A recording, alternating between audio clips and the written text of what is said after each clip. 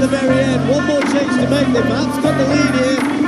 That's better. The Dutch just faltered a little bit. So the Swiss have it. And they're coming away.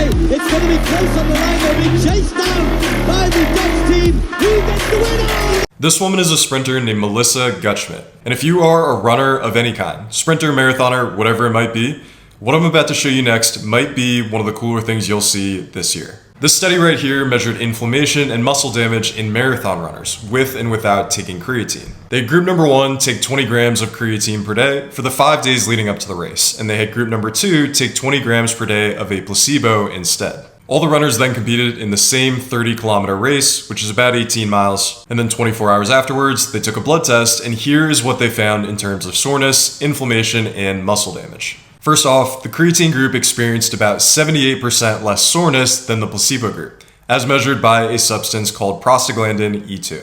They also experienced about 64% less inflammation than the Placebo Group as well. They used something called TNF to measure systemic inflammation for this. And finally, the Creatine Group experienced about 16% less muscle damage than those who were given a placebo. Now, the runners in this study were given a very large dose of creatine at 20 grams per day. They also only supplemented for 5 days, which is obviously not a lot of time. For the vast majority of people, you're probably going to be looking at about 3 to 5 grams per day and looking for results over a time frame of about 2 to 4 weeks. There's absolutely nothing wrong with taking 20 grams of creatine per day. It just slightly increases the risk of a small amount of stomach discomfort. So if you are a runner of any kind, one of the easiest things you can do to feel less sore in between your workouts is just a simple 3 to 5 grams of creatine per day.